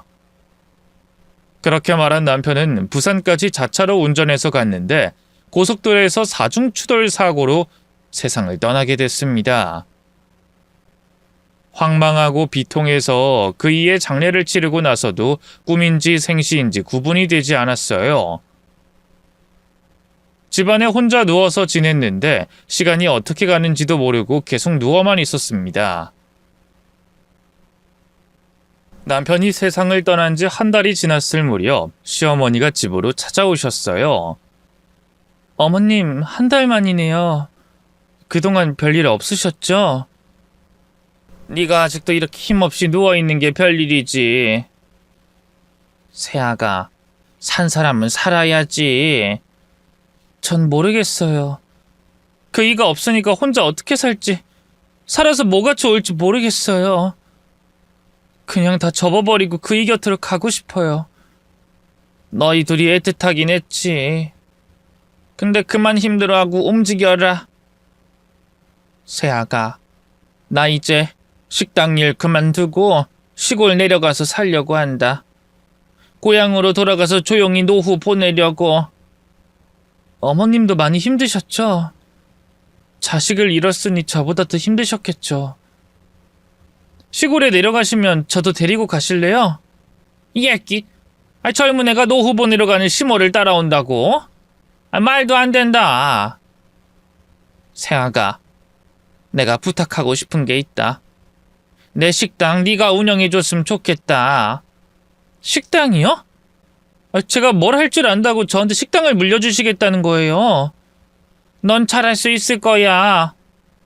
지금 하는 일이 없으니 한번 열심히 해봐. 단골들이 많으니까 돈은 잘 벌 수 있을 게다. 나중에 새 시집갈 준비한다 생각하고 식당 물려받고 돈이나 벌어둬라. 새 시집이요?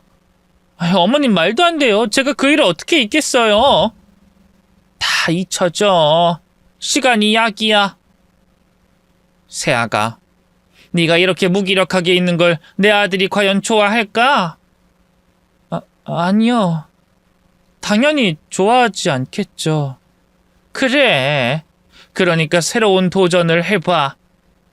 내 백반집 물려받아서 잘 운영해 보라고. 바쁘게 살다 보면 모든 건 가슴에 묻혀진다. 저는 시어머니의 말씀을 듣고 오랜 고민 끝에 받아들이기로 했습니다. 시어머니는 고향에 떠나기 전까지 저에게 반찬 만드는 것과 식당 운영하는 모든 것들을 가르쳐 주셨습니다. 한 달 동안 일을 배워보니 진짜 잘해보고 싶은 욕구가 샘솟았습니다. 얼마 뒤 시어머니가 시골로 내려가셨고 백반집은 온전히 제가 책임지게 됐죠. 같이 일하는 이모님들이 좋은 분들이라 부족한 부분을 채워주셔서 잘 이끌고 나갈 수 있었습니다. 1년 넘게 일을 해보니 벌리는 돈도 아주 많다는 걸 알게 됐고 일도 재밌고 할만하다는 걸 느꼈습니다. 그리고 무엇보다 시간이 빨리 지나갔고 세상 떠난 남편 생각을 덜 하게 됐습니다. 그러던 어느 평일 점심 장사를 마쳤는데 명품을 휘감은 여자 손님이 한 명 들어오더군요. 손님, 죄송하지만 브레이크 타임이에요. 반찬 새로 해서 저녁 장사할 테니 그때 오시겠어요? 정중하게 손님한테 말했더니 이렇게 대답하더군요. 아, 그럼 배달해 줄 수 있어요? 바로 이 근처 아파트 사는데. 다시 나오기가 귀찮을 것 같아서. 이 식당에 음식 잘한다는 걸 듣고 오늘 꼭 맛을 보고 싶었거든요. 아, 그러셨어요? 사실 배달은 안 되지만 처음 방문해 주셨고 식사 못 드렸으니 배달해 드릴게요. 몇 인분이나 드릴까요? 넉넉하게 4, 5인분 주세요. 배달비도 따로 챙겨 드리죠. 그 대신 다른 직원 말고 그쪽이 배달와줘요. 네? 아, 네. 그래요. 이따 5시쯤에 배달 갈게요. 그래요. 그럼 이따 봅시다. 여자 손님은 주소와 전화번호를 남기고 떠났습니다. 반찬을 새로 만들고 국도 끓였고 밥도 새로 지었어요. 그리고 먼저 도시락통을 꺼내 반찬과 밥을 수북히 담았습니다. 여자 손님이 적어준 주소로 찾아가서 초인종을 누르자 현관문이 열리며 반가운 미소를 짓는 여자의 얼굴을 마주보게 됐습니다. 손님, 오래 기다리셨죠? 막 새로 한 밥이랑 반찬 가져왔어요. 냄새 좋다. 벌써 군침이 도는데요? 아, 가격은 얼마죠? 1인분에 7,000원씩인데 4인분 담아서 24,000원이에요. 근데 첫 손님이니 2만 원만 받겠습니다. 그럴 필요 없어요. 왜 깎아주고 그래요. 배달비까지 3만 원 드릴게요. 아, 일단 들어오세요. 지갑이 방에 있으니까 잠깐 들어와요. 아니에요. 여기서 기다릴게요, 손님. 저는 손사래를 치며 거절했는데 여자 손님이 제 손목을 잡고 안으로 잡아당기더군요. 하는 수 없이 집 안으로 들어가게 됐고 거실에 있던 여자의 남편과 눈이 마주치고 말았습니다. 저는 온몸에 소름이 돋았습니다. 어? 당신은? 어이, 100번집 사장, 어서 들어와. 그는 제 첫 번째 남편이었던 파렴치한이었습니다. 당신이 저 손님하고 재혼한 거야? 아무튼 난 아무 말도 안 할 테니까 티내지 마. 티 안 내도 돼. 우리 마누라가 일부러 당신 여기로 불러들였으니까. 여보, 100번집 사장한테 돈 줘야지. 지금 나가. 여자 손님은 3만 원을 가지고 나오더니 절 위아래로 쳐다보더군요. 여보, 당신 전 마누라 볼품없게 생겼는데 왜 결혼했던 거야? 그리고 당신 뒤통수 치고 재혼했다더니 겨우 100번집에서 남의 밥이나 차려주면서 사는 거야?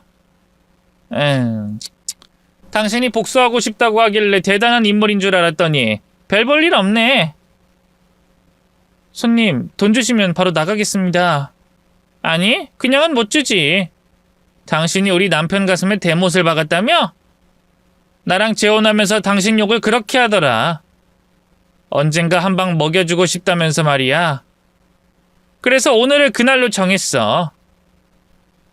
전 남편과 여자는 일부러 절 그 집으로 끌어들였고 무슨 짓을 벌이려고 할 작정이었습니다. 저는 겁먹지 않고 똑바로 쳐다보며 말했습니다. 이봐요, 손님. 나한테 뭐라도 해주고 싶은 모양인데 그러다 큰 코 다칩니다. 나 독종이에요. 아, 그렇지? 새 남편이 되졌으니 무서울 게 없겠지. 뭐야? 당신들이 내 남편이 세상 떠난 건 어떻게 알아? 그리고 그 이야기를 끄집어내는 이유가 뭔데? 그러자 전 남편이 킬킬거리며 주둥이를 열더군요. 당신은 남편 복이 없어도 그렇게 없냐? 아니, 그렇게 내가 전에 다시 돌아오라고 했을 때 돌아왔으면 과부가 되는 일은 없었을 거 아니야. 날 그렇게 무시하고 묻지막하게 때리더니 꼴 좋다. 다 뿌린 대로 거둔 거야, 이 바보 같은 여자야. 말 함부로 하지 마. 내가 고독사로 죽는 한이 있어도 너 같은 놈한텐 돌아갈 일 없어. 넌 세상에서 가장 더럽고 역겨운 놈이니까. 넌 새 마누라 앞에서 나랑 같이 살고 싶어 했던 이야기까지 한 거니? 진짜 찌질하다. 예나 지금이나 변한 게 하나도 없어. 제가 큰 소리 쳤더니 새 마누라가 제 머리채를 잡아채더군요. 이에 저도 똑같이 그 여자의 머리채를 양손으로 잡아챘고 이빨로 귀를 물어뜯었습니다. 아, 이게 뭐야? 무식하게 이빨로 날 물어뜯고 있냐? 여보, 도와줘. 저 또라이 또 시작이네. 야, 지난번에 골프채로 날 때렸지? 오늘은 네가 돌려맞을 날이다. 되실 각오해라. 전 남편이 골프채를 잡더니 절 향해 휘둘렀는데 새 마누라를 잡고 몸을 틀었습니다. 그래서 골프채에 얻어맞은 건 제가 아니라 그 여자였죠. 아! 이게 뭐야? 당신 지금 날 친 거야? 바보 멍청아! 내가 집으로 유인하면 당신이 알아서 하겠다며? 이게 알아서 하는 거냐? 여보, 미안해. 이번엔 제대로 맞출게. 에이, 간다! 이에 저는 다시 상간녀로 제 몸을 보호했습니다. 골프채로 2대 맞은 새 마누라는 바닥에 쓰러졌고 전 남편이 당황한 사이에 제가 달려들어 골프채를 빼앗았습니다. 그리고는 사정없이 두들겨 패줬죠. 이 몰상식한 놈아! 날 유인해서 복수하겠다고? 이 멍청아! 넌 나한테 10번 덤벼도 다 안 돼! 그만하지 못해? 아파! 그만 좀 때려! 아직 멀었다. 네가 나한테 다신 까불지 못하도록 끝장을 내줄게! 흠씬 두들겨 패주고 다시 새 마누라에게 다가갔습니다. 면상을 잡고 귀싸대기를 날려주며 경고했죠. 야, 네 남편 간수 잘해. 그리고 너도 괜히 까불지 말고. 알겠어. 우리가 졌어. 그만하고 가. 도시락값 내놔. 배달비까지 5만 원이야. 왜 갑자기 5만 원으로 올랐어? 네가 내 귀한 시간을 빼앗아 갔으니까 이 여자야. 다신 내 식당에 얼씬도 하지 마. 알아들었어? 알겠어. 알았으니까 돈 받고 나가줘 얼른. 여자는 저에게 5만 원 지폐를 건네주면서 제발 나가달라고 사정하더군요. 저는 다시는 나타나지 말라고 경고하고 그 더러운 집구석에서 벗어났습니다. 다시 식당으로 가서 무사히 저녁 장사를 시작할 수 있었고 마무리까지 무탈하게 했답니다. 저에게 얻어터지고 제대로 자존심 상한 전 남편과 새 마누라는 제 눈에 띄는 일이 없었습니다. 기억에서 지워버리고 장사를 열심히 하면서 지냈죠. 그런데 믿기 어려운 하루가 찾아왔어요. 전화로 배달 주문을 해서 도시락을 포장해 배달을 나가게 됐는데 도착한 사무실의 문을 열자 그곳에 제 2번째 남편이 빙그레 웃으며 저에게 다가오는 걸 두 눈으로 보게 됐습니다. 배달 오셨구나. 냄새가 좋네요. 얼마죠? 네? 저 모르세요? 식당 사장님이잖아요. 사장님, 왜 그러세요? 제 죽은 남편이 살아 돌아온 줄 알았는데 목소리를 듣자 아니라는 걸 알았죠. 그이와 닮긴 했지만 제 죽은 남편은 아니었습니다. 그이가 살아 돌아올 리가 없는데 괜히 망상에 빠져서 한참 동안 넋을 놓고 서 있었네요. 사장님? 사장님! 네? 네네. 도시락 24,000원입니다. 네, 여기 있습니다. 감사합니다. 저희 식당 많이 이용해 주세요. 네, 다음부터는 직접 찾아가서 먹을게요. 아무튼 감사합니다. 그 남자에게서 눈을 떼지 못하고 한참 동안 서 있다가 이내 정신을 차리고 뒤를 돌아 나왔습니다. 심장은 귀에 들릴 정도로 심각하게 뛰었고 온몸이 불덩이가 되어 열이 올랐습니다. 겨울이었는데 구슬땀까지 흘러내렸죠. 식당으로 돌아가 일을 하는데 그 남자의 얼굴이 계속 떠올라서 실수를 여러 번 했어요. 반찬에 소금을 넣어야 하는데 설탕을 넣어 망치기도 했고 설거지가 된 그릇을 또다시 닦고 있었습니다. 이모님이 왜 그러냐고 정신 차리라고 말해줬는데도 귀에 들리지 않아 실수 남발을 계속했습니다. 이튿날 몸 상태도 달라지지 않았어요. 자꾸 그 남자가 생각나서 미치겠더라고요. 그런데 그 남자가 점심시간에 직원들과 밥을 먹으러 왔더라고요. 사장님, 어제 도시락 진짜 맛있었어요. 오늘부터 저희들 여기 단골할 거예요. 매일 올 테니까 잘 좀 부탁드려요. 네. 입에 맞으셨다니 다행이네요. 감사합니다, 손님. 사장님이 예쁘셔서 인기 많으시겠어요. 사장님, 혹시 결혼은 하셨나요? 제 심장을 뛰게 한 그 남자가 결혼 유무를 물어보자 심장이 밖으로 튀어나오는 줄 알았습니다. 저는 사별했습니다. 저런, 죄송합니다. 근데 저도 사별했어요. 집사람이 암투병 오래 하다가 세상을 떠났죠. 정말요? 아, 참 안 된 일이에요. 제 남편은 교통사고로 떠났습니다. 사장님이나 저나 아픈 기억을 가지고 있네요. 앞으로 친하게 지내도록 해요, 사장님. 네? 친구하자고요. 이제 단골할 테니까 서로 응원해주면서 지내자고요. 아, 그럼요. 그렇게 해야죠. 손님, 고맙습니다. 저는 홍당무가 된 얼굴로 음식을 가져다 드렸습니다. 그리고 그 남자는 매일 저희 식당에 와서 점심을 먹으며 저와 많은 대화를 나눴어요. 주로 사별한 남편과 사별한 아내에 대한 이야기를 주고받았고 어떻게 극복하고 살고 있는지에 대한 이야기였습니다. 저도 그 남자도 힘든 시기를 비슷하게 겪어서 우울했던 과거가 흡사했습니다. 그래서 통하는 게 많았죠. 그러던 어느 날 저희 식당에 반갑지 않은 손님이 찾아왔어요. 첫 번째 전남편과 새 마누라가 인상을 쓰면서 들어오더군요. 두 사람 여기 웬일이야? 내가 눈에 띄지 말라고 경고했을 텐데? 네 면상 보러 온 거 아니거든? 어제 여기서 도시락 주문했는데 이걸 먹고 우리 손님들이 탈이 났어. 뭐? 배달? 당신 집에 배달 간 적 없거든? 펜션에 배달한 거 없어? 펜션? 아, 그 40인분 주문한... 그래, 그 펜션 주인이 우리 부부야. 야, 내가 계속 배달 알바나 하면서 지내는 줄 알았냐? 아니, 지금 그게 중요한 게 아니고 네가 만든 음식 먹고 손님들이 식중독에 걸렸어. 경찰에 신고했으니 넌 오늘부로 끝이야. 이 식당 문 닫게 될 거라고? 무슨 소리야, 식중독이라니. 난 매일 새벽에 장을 보고 신선한 재료만 쓴다고. 그런 건 경찰한테나 말해. 네가 우리 손님들을 그렇게 만들었으니 피해 보상 제대로 해야 할 거야. 그리고 여기 네가 만든 음식도 가져왔다. 증거로 다 제출했는데 식중독이 있다고 결과가 나왔어. 아니야, 그럴 리가 없어. 이거 당신 부부가 꾸민 짓이야.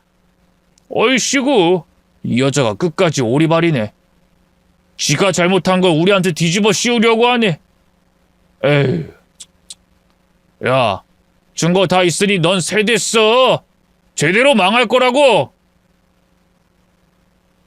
전 남편 부부가 한참 저에게 확언을 하고 있던 중 곧 경찰관들과 식약청 직원들이 왔고 장사를 그만하라고 하더니 주방을 검사하더군요.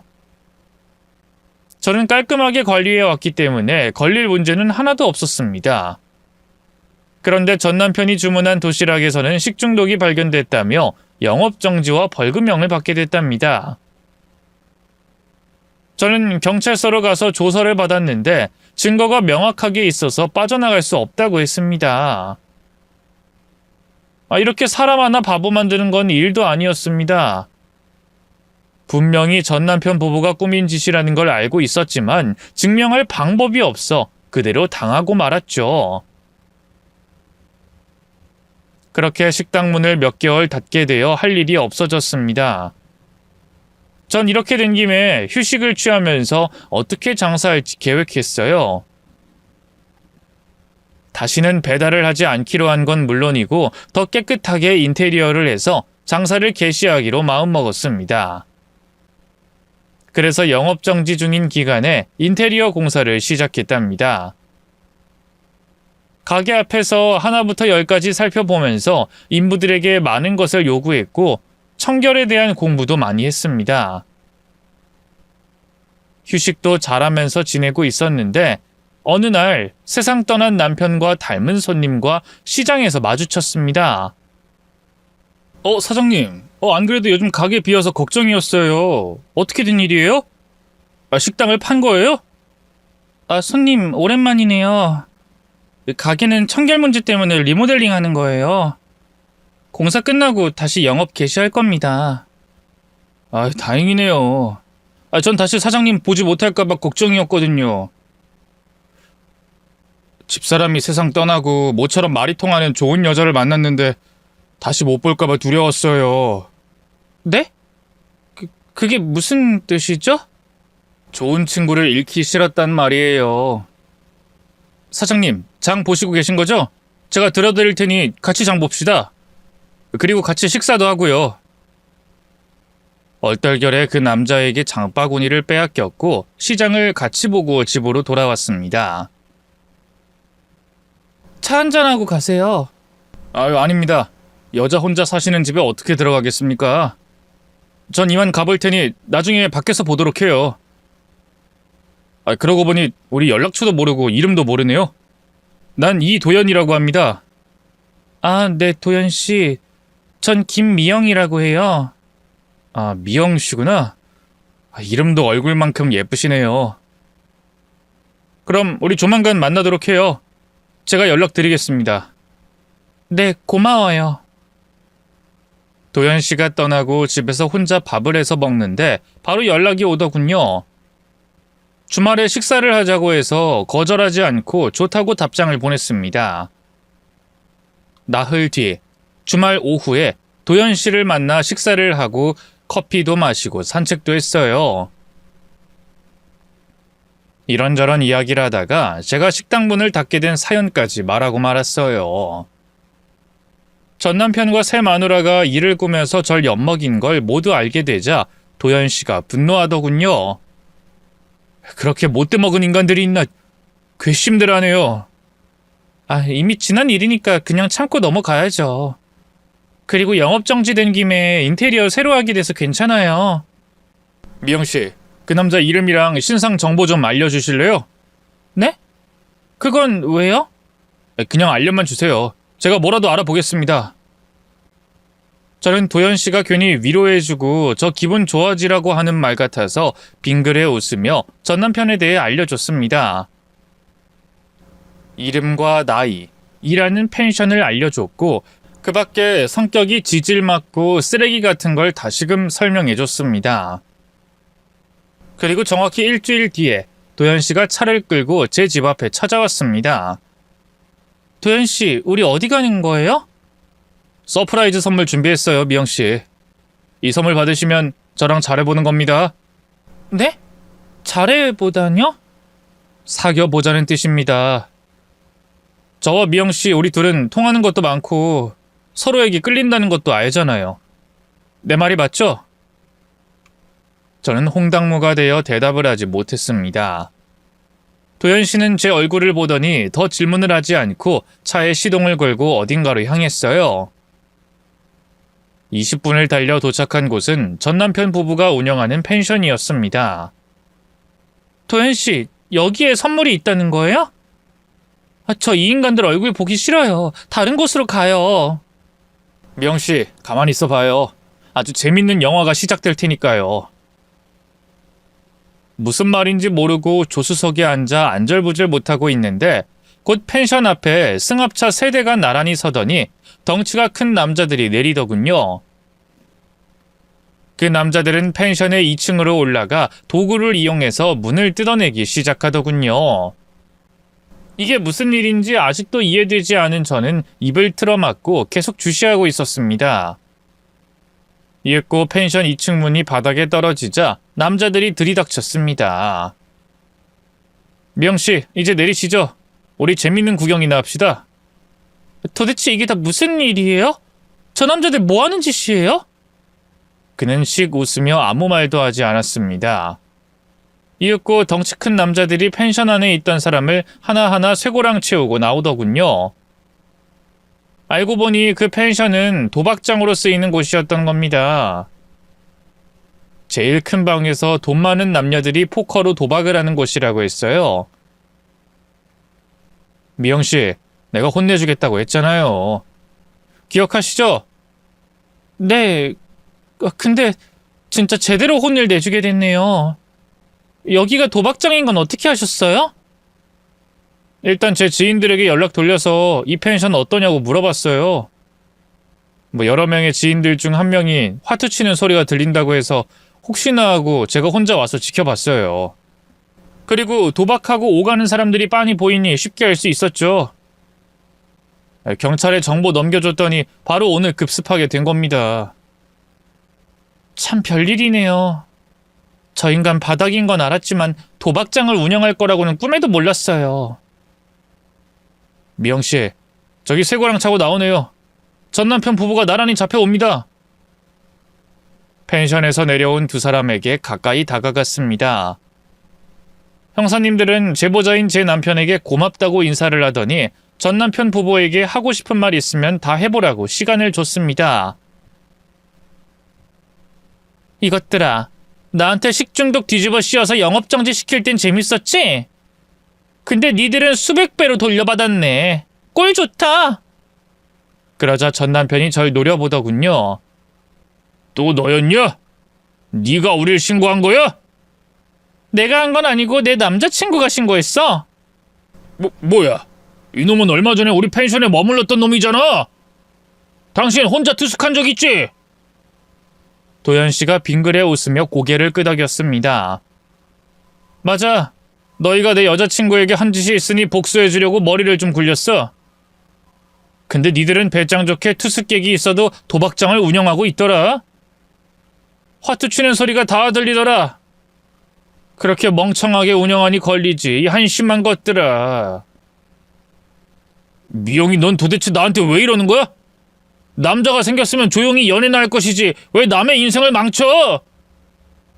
왜 이러긴. 네가 한 짓이 있는데 내가 그냥 넘어갈 거라 생각했냐? 내 남자친구 덕에 니놈이 쇠고랑 찬 걸 보니까 속이 후련하다. 그리고 니놈 마누라, 이 멍청한 계집도 아주 쌤통이야.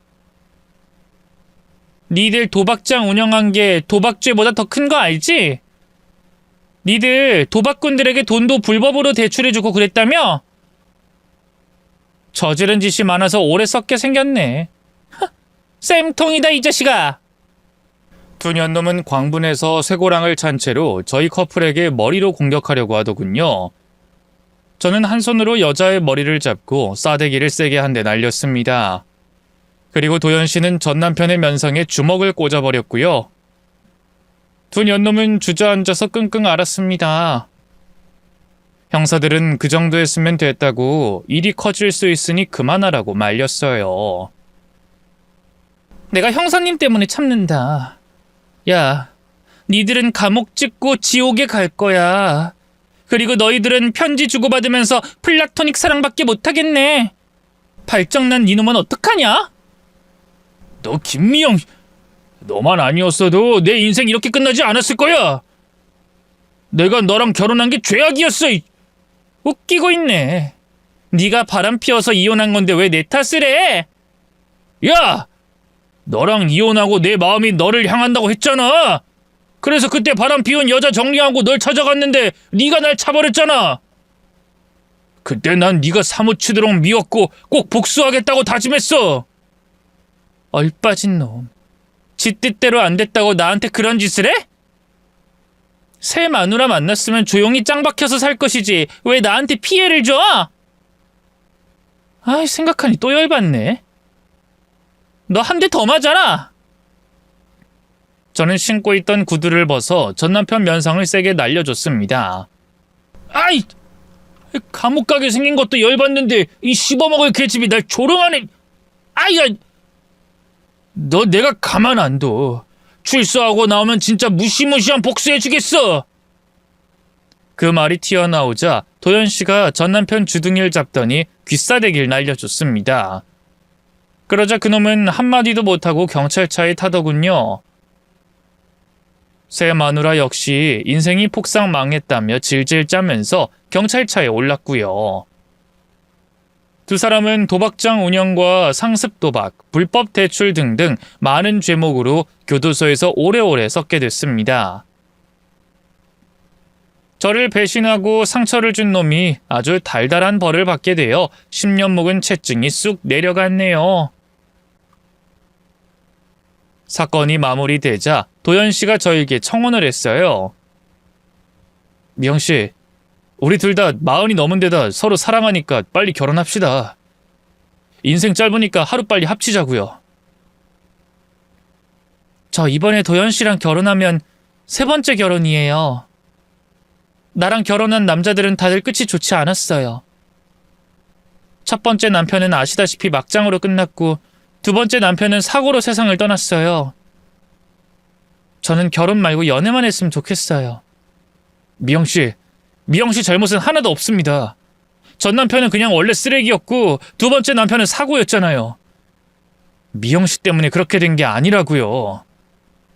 그러니까 나랑 결혼해줘요. 도연 씨 진심이에요? 나 끝까지 사랑해줄 자신 있어요? 배신하지 않을 자신 있어요? 그걸 말이라고 해요. 제가 끝까지 옆에 있을게요. 아무도 미영 씨를 아프지 못하도록 막아줄게요. 나만 믿어요. 그이는 진심 어린 눈빛으로 청혼했습니다. 얼마 뒤 식당은 영업정지가 풀려서 새롭게 장사를 시작하고